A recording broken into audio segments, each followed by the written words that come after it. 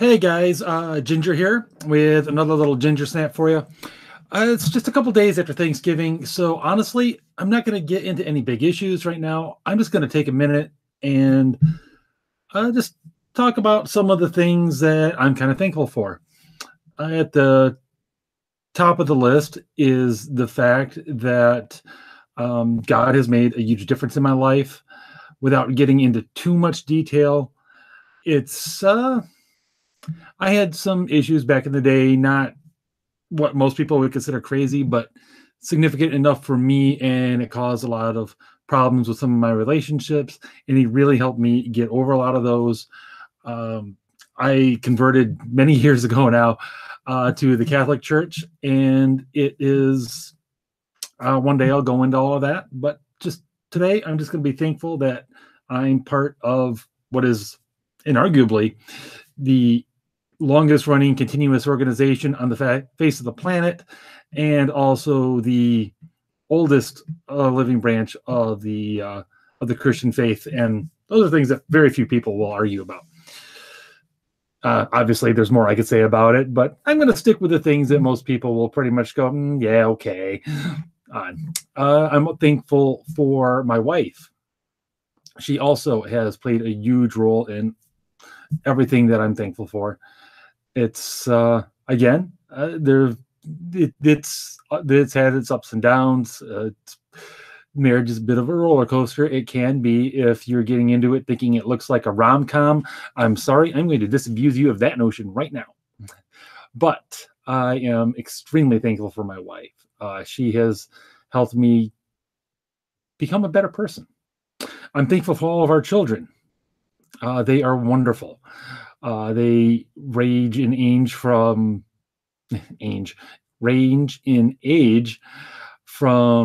young teenager to just getting out of being a toddler. So it's been, again, I'm a good Catholic boy. So, figure it out from there, right? And it has just been, it's so much fun watching them grow up. And for those who don't have kids, there's nothing I can say that will properly convey what it's like to be a parent. For those of you who are parents, you know what I'm talking about. And it's one of those things that you can only know from the inside. It's like that with every big thing in life. But again, perhaps that's a topic for another little Ginger Snap. Other things that I'm thankful for. I'm thankful for my job. I work maintenance at a power plant, and it's an excellent, good paying job that has really helped me to be able to support my family. I've been there in different positions for many years now, pretty much my whole adult life, except for the time that I was in the Navy, which I'm thankful for the fact that I was in the Navy, because it allowed me to get the job that I currently have. I'm thankful for my parents who raised me. I'm thankful for the fact that I'm able to have this brief little show that I'm able to talk to you, get some of my thoughts off my chest, talk about some of the things that are going on out in the world. As we all know, it's a crazy world, and there's a lot of people doing this. So especially because of that fact that you could spend your time listening to anyone. The internets are just full of people like me in a lot of ways. I'm thankful to you guys for taking the time, however much time you take, to watch and listen to me and Crystal once we get things back together again. Speaking of which, work continues to be work. It's going to be quite some time yet until we can get back on a regular schedule. Things have developed, and it's definitely going to be after the first of the year that we get back onto a regular schedule with guests and everything, and having Crystal back on a regular basis. That said, we are working on some different things. We're going to be restructuring the show a little bit. We've got somebody else who's going to be joining us possibly on a very regular basis, a new contributor to the team, and it's going to alter the way we go about the show a little bit, somewhat less guest oriented in some ways, in that we'll be spending more time going in depth on particular issues, sort of a roundtable format where we can really kind of surround and drown a given a given topic and give you more than just talking points that you might have heard before, or just the everyman's perspective. We want to be able to get in and give you something a little meatier than what you're used to getting.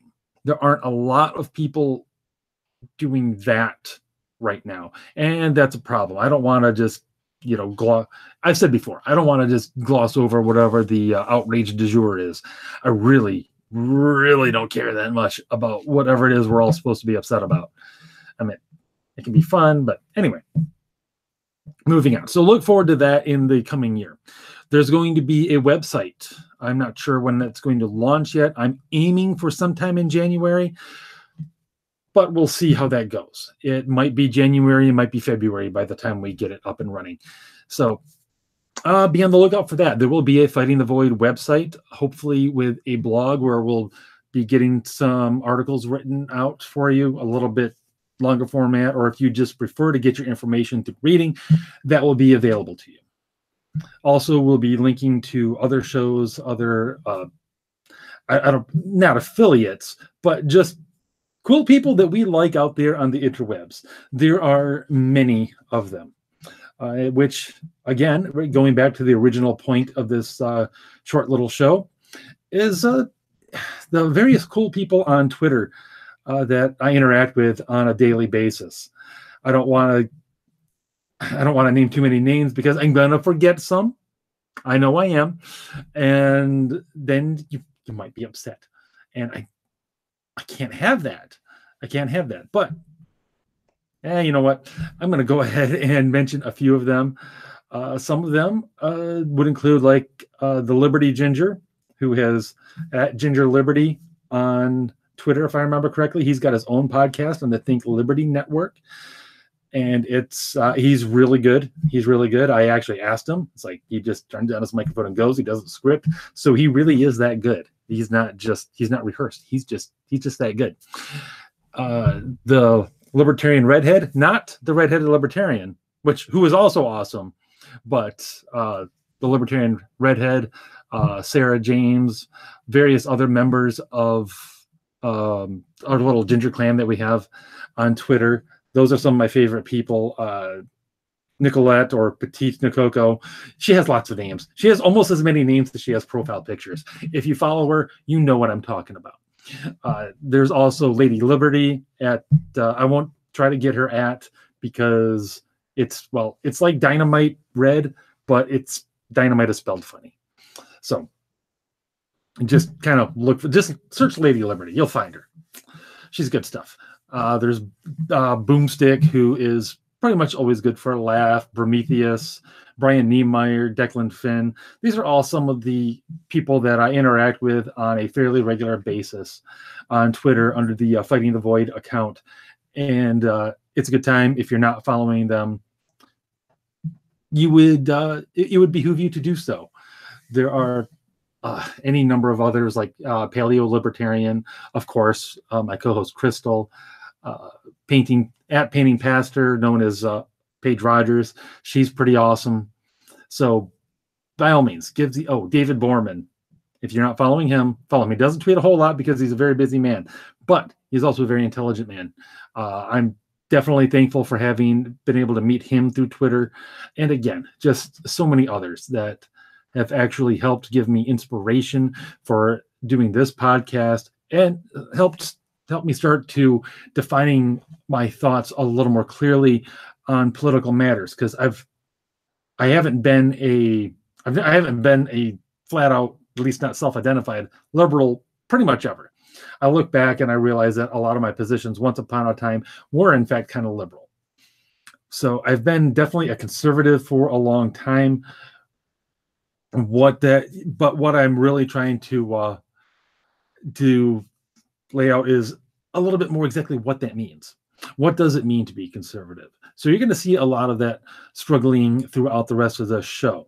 And in fact, if you remember the last time we had Brian Niemeyer on, he's like, I'm not again, this is him. He says he's not a conservative at all. The political labels are largely irrelevant as far as he's concerned, which I kind of agree with. which is part of the reason why I'm trying to struggle and clarify things a little bit more. Because right now I identify as a conservative because that seems to be the best, the best label to put on what I believe works and everything in the political realm. Oh, that reminds me. Another one you should definitely follow is Faith Moore at Faith K Moore, or find her blog. She is the one who spends a lot of time talking about Disney princesses. She's been on our other show, Coffee Books Repeat, which is mostly just about books. But I expect to be bringing her on here in sometime after we get back to a regular schedule. And while I said that there isn't going to be as guest oriented, we are still definitely going to be doing guests. Don't you worry about that. That's still going to be a fairly regular occurrence. So anyway, all of that. Again, thank you so much for being here. And I would be remiss if I didn't also be mentioning that I'm thankful for living in America, what I think is inarguably the greatest, freest country on the face of God's green earth. And yeah, I probably wouldn't be able to do this if it wasn't for the fact that I live in America at this particular point in time in history. So I just wanted to do that a little bit, express my thanks, just kind of openly talk about the things in my life that are great, that I should express gratitude for. And that's something everyone should do, is remember the things that they should be grateful for, because especially if you're involved in the political realm at all, you've got to remember what's good in your life. Because if you just focus on the politics all the time, you're going to drive yourself batty, man. I've seen it happen with people. People just, they get immersed and they kind of lose it a little bit. They lose their moorings. And that's something that I'm very much not wanting to happen to me. It's very important that I stay grounded, that I remember what's really important in my life, in life in general. Which I think brings me to one, you know what? Another way that I do that, beyond just remembering the good things in my life, I do spiritual reading. This is part of where being a Catholic comes in. I read stuff by and about St. Thomas More a lot. He's the one that I would say best works with me and my various interests, sort of my patron saint, if you will. And if for those who aren't familiar, real quick overview is he was basically the number 2 in England for a little while there. He was a devout Catholic, very intelligent man, believed in educating his kids. Yes, even the girls. His daughters were better educated than most men in his particular time. What time was that? It was basically Reformation era England under Henry VIII. In fact, Henry VIII cut off his head because Thomas wouldn't say, yeah, you go ahead and marry that Boleyn girl. And, you know, all of that jazz, and wouldn't get behind him breaking with the church and everything. So, and again, Henry beheaded him for that, because we can't have that sort of thing. Now, can we? You're not going to back anyway. It's different. Since he had many of the same interests as I do, he's way smarter, way holier than I am. But he's an excellent role model for somebody who is interested in politics, because he never let that control who he was. He didn't let it change him. He stayed true to his faith, to his beliefs, all the way to the executioner. And that is definitely someone is worth following, and I'm thankful for the opportunity to at least know a little bit about him. So this rambling little episode is coming to an end. Again, thank you for watching. Stay tuned. We'll be coming back with more in the very near future. And I really look forward to the new year and the stuff that we're going to be bringing to you. It's going to be great. It's going to be exciting.